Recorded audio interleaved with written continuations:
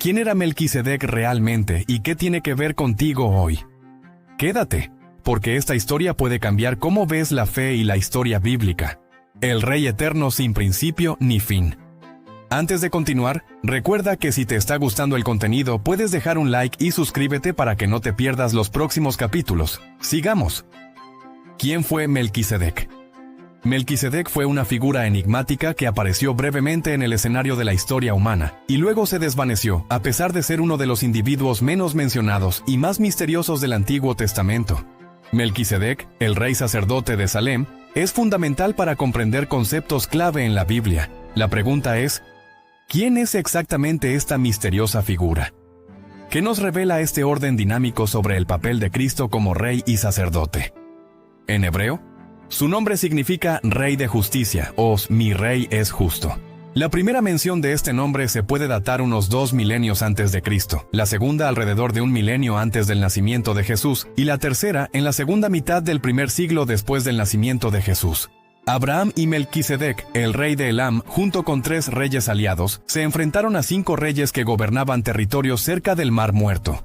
Fue una victoria para los 4 reyes, quienes tomaron bienes, alimentos y materiales de Sodoma y Gomorra. De entre los ciudadanos de Sodoma se llevaron a Lot con su familia y posesiones. Luego, un sobreviviente que había escapado de las fuerzas invasoras del otro lado del Jordán vino y se lo dijo a Abraham, el hebreo, que ahora vivía en los Terrapins Oaks de Mamre. Los amorreos, hermanos de Escom y Ana, eran aliados de Abraham. Cuando Abraham oyó que su sobrino Lot había sido capturado, armó y dejó salir a sus hombres entrenados, nacidos en su propia casa, que sumaban 318, y fue en persecución hasta el norte de Dan. Dividió sus fuerzas contra ellos por la noche. Él y sus sirvientes los atacaron, los derrotaron y los persiguieron hasta Joba, que está al norte de Damasco, y trajo de regreso todos los bienes, así como a su sobrino Lot y sus posesiones, y también a las mujeres y la gente. Génesis 14, 13, 16, Biblia amplificada. Abraham fue recibido por el rey de Sodoma a su regreso de la batalla, pero se negó a tomar nada del rey cuando le ofreció bienes. Abraham rechazó cualquier parte del botín porque no permitiría que nadie dijera que lo hicieron rico. Él determinó que solo a Dios se le debe acreditar todo su éxito y riqueza. Sin embargo, de Melquisedec, Abraham recibió pan y vino, y una bendición de Dios, el Altísimo, creador del cielo y la tierra. Génesis 14, 18, 22, Biblia amplificada. Melquisedec, rey de Salem, antigua Jerusalén, sacó pan y vino. Él era el sacerdote del Dios Altísimo. A Melquisedec bendijo a Abraham y dijo: Bendito, gozoso, favorecido sea Abraham por Dios Altísimo, creador y poseedor del cielo y la tierra. Y bendito, alabado y glorificado sea el Dios Altísimo que ha entregado a tus enemigos en tus manos. Y Abraham le dio la 10ª parte de todo el tesoro que había tomado en la batalla. El rey de Sodoma le dijo a Abraham: Dame la gente y quédate con los bienes, botín de batalla para ti. Pero Abraham respondió al rey de Sodoma: He levantado mi mano y he jurado al Señor, Dios Altísimo, el creador y poseedor del cielo y la tierra. Este hombre era rey de Salem, como vemos en el Salmo 76:2, donde leemos: Su tabernáculo está en Salem, Jerusalén, su morada está en Sión. No tenemos idea de dónde llegó Melquisedec, cómo llegó a Canaán, cómo se convirtió en adorador y sacerdote del Dios verdadero, y cómo llegó Abraham a conocerlo. Lo único que sabemos es que él estaba allí. Melquisedec era a la vez rey y sacerdote, lo que lo hacía único. Históricamente, combinar la autoridad religiosa con la autoridad cívica ha sido a menudo peligroso. Dios prohibió a los reyes de Israel ser sacerdotes y a los sacerdotes ser reyes. La lepra golpeó al rey Usías cuando intentó hacer el trabajo de un sacerdote. 2 Crónicas 26, 16, 23. La excepción fue Melquisedec. Se opusieron al rey Usías y le dijeron: No te corresponde a ti como a mí ofrecer incienso al Señor, sino a los sacerdotes, los hijos de Aarón, que han sido consagrados para quemar incienso. Salgan del santuario porque han sido infieles y no tendrán honra de parte del Señor Dios. 2 Crónicas 26, 18. Melquisedec era el sumo sacerdote de Dios el Elión, que significa Dios supremo, como decir ser supremo. El sacerdote Melquisedec adoraba a Dios Altísimo sin estar relacionado con Abraham ni con ningún otro pueblo conocido de Dios, pero adoraba al Dios verdadero. Melquisedec sirvió a Abraham pan y vino. Leemos que él era el sacerdote de Dios Altísimo. Melquisedec, como sacerdote, hizo 2 cosas. bendijo a Abraham y bendijo a Dios. Melquisedec mostró que un sacerdote debe asociarse con Dios y el hombre y tener un ministerio para Dios. A pesar de parecer oscuro, Melquisedec juega un papel importante en el Antiguo Testamento. Muchos han especulado que podría haber sido el hijo de Noé, Set, o incluso un ángel, y algunos incluso han imaginado que era un Adán no caído, enviado para observar la obra de redención de Dios. No tenemos un fundamento bíblico concreto para confirmar esto. No se puede decir que la pregunta esté completamente resuelta. De lo contrario, la identidad de Melquisedec habría sido clara. Acordado por los eruditos bíblicos hace mucho tiempo, podemos afirmar con certeza que Melquisedec es una figura notable que prefigura a Jesús. Leemos que le dio un diezmo de todo, lo que se refiere a una décima parte de sus activos, no de sus ingresos. Existía casi una competencia entre Abraham y Melquisedec para ver quién podía bendecir más al otro. Abraham bendijo a Melquisedec con sus recursos, y Melquisedec bendijo a Abraham con los suyos. Nuestra comunidad de creyentes debería adoptar esta actitud de bendición mutua. También se ha sugerido que Melquisedec era un ángel que administraba juicio, y otros lo han equiparado con Sem. Aunque estas teorías son especulativas, David, al escribir sobre Melquisedec, compuso un salmo aproximadamente un milenio después de Abraham, describiendo a su Señor como rey y sacerdote. En el primer versículo de este salmo, el Señor invitó al Señor de David a sentarse a su diestra en esplendor real. Salmos 110:4. El Señor ha hecho un juramento y no cambiará de opinión. Eres sacerdote para siempre según el orden de Melquisedec. Leemos que eres sacerdote para siempre según el orden de Melquisedec, lo que promete que el Mesías tendría un sacerdocio eterno, siguiendo el modelo de Melquisedec. Melquisedec no era solo un adorador cotidiano del Dios verdadero, tenía una posición respetada como sacerdote del Dios Altísimo, un título que resalta su importancia. La grandeza de Dios elevó el prestigio de Melquisedec, y su sacerdocio lo convirtió en una figura notable en la historia. No hay mención de ningún padre o madre de Melquisedec, y apareció sin ninguna genealogía. Leemos que eres sacerdote para siempre según el orden de Melquisedec. A través de este juramento, Dios mostró que hay otro tipo de sacerdote que es diferente del sacerdote de Aarón. Los sacerdotes de Israel eran todos de la familia de Aarón, y solían trabajar en el tabernáculo, más tarde en el templo, ofreciendo sacrificios y realizando ceremonias según las reglas de Dios. Aquí vemos que Dios estableció otro orden sacerdotal según el modelo de Melquisedec. Este juramento fue tan importante que la carta a los hebreos se refiere a él 5 veces. Su sacerdocio no es como el de Aarón, figurativo, sucesivo y transitorio, sino real, eficaz, fijo, incomunicable, eterno e inmutable. Una de las características extraordinarias del reino es que el Señor Jesús combinará en su persona los oficios de rey y sacerdote. Esto podría ser peligroso cuando los líderes regulares lo hacen. Por eso, la gente ha querido mantener la religión y el gobierno separados, algo que el mundo ha deseado por mucho tiempo, pero nunca ha sabido. En el versículo 4 aprendemos 4 cosas sobre el sacerdocio del Mesías. Fue hecho sacerdote por el juramento de Jehová. La decisión era irrevocable, su sacerdocio es eterno y es según el orden de Melquisedec. La frase, según el orden de Melquisedec, se interpreta para nosotros en Hebreos 5:7. Allí, el sacerdocio de Melquisedec se compara y contrasta con el sacerdocio arónico y levítico. El sacerdocio de ese misterioso personaje, Melquisedec, fue por nombramiento soberano de Dios. No fue heredado de sus padres, y no hay mención de que su sacerdocio haya comenzado o terminado, no teniendo ni principio de días ni fin de vida. En estas y otras formas, el sacerdocio de Melquisedec era superior al de Leví. Melquisedec fue un prototipo del Señor Jesús. El sacerdocio de nuestro Señor no era una cuestión de parentesco. Él era de la tribu de Judá, no de Leví. Su sacerdocio fue establecido por el decreto soberano eterno de Dios, y puesto que vive en el poder de una vida sin fin, su sacerdocio nunca terminará. Otra forma en la que Melquisedec prefiguró al Mesías es que era rey y sacerdote. Su nombre y título significan que era rey de justicia y rey de paz. El libro de Hebreos y Melquisedec. El escritor de las epístolas a los Hebreos fue el único autor en el Nuevo Testamento que expuso los principios del sacerdocio de Cristo. Pablo hizo una conexión indirecta con su sacerdocio, escribiendo que Cristo está sentado a la diestra de Dios como rey e intercede por su pueblo como sacerdote. El autor de Hebreos, por el contrario, dedicó casi toda su epístola al sacerdocio del Hijo de Dios.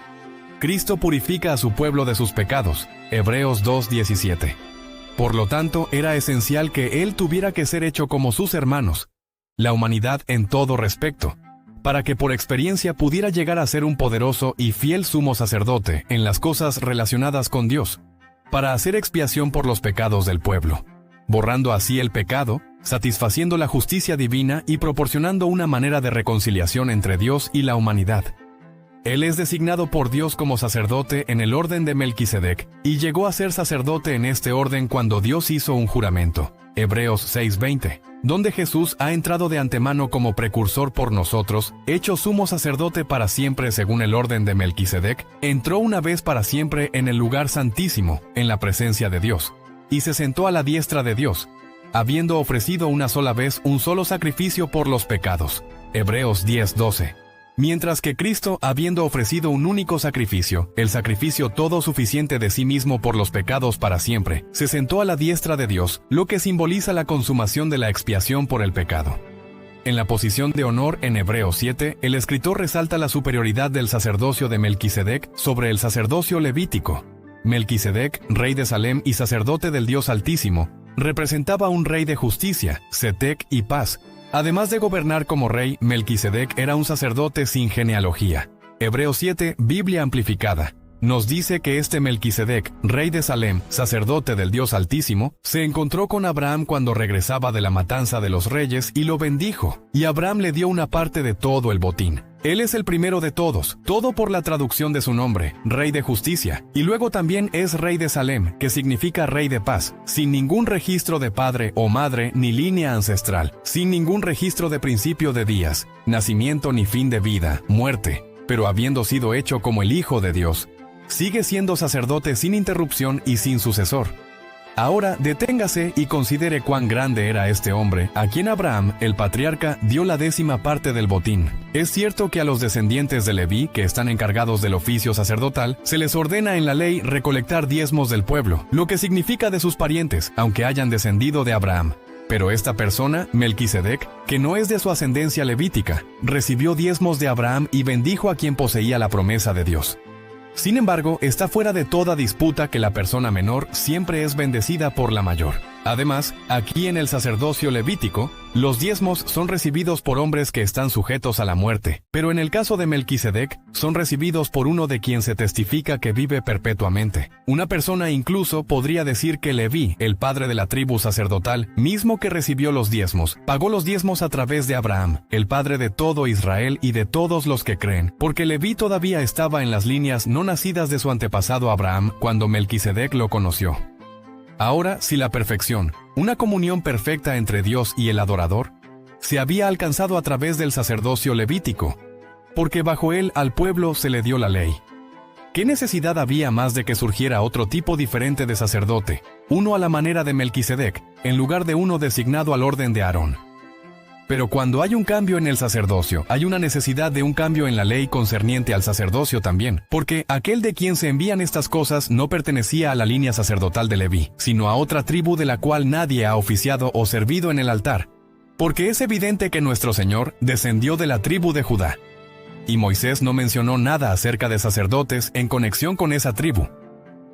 Y esto se vuelve aún más evidente si surge otro sacerdote a semejanza de Melquisedec, que se ha convertido en sacerdote no sobre la base de un requisito físico y legal en la ley concerniente a su ascendencia como descendiente de Leví, sino sobre la base del poder de una vida indestructible y sin fin, porque es atestiguado por Dios de él. Tú, Cristo, eres sacerdote para siempre según el orden de Melquisedec. Porque, por un lado, un mandamiento anterior es anulado debido a su debilidad e inutilidad, debido a su incapacidad para justificar al pecador ante Dios, porque la ley nunca hizo nada perfecto, mientras que, por otro lado, se introduce una mejor esperanza a través de la cual ahora nos acercamos continuamente a Dios.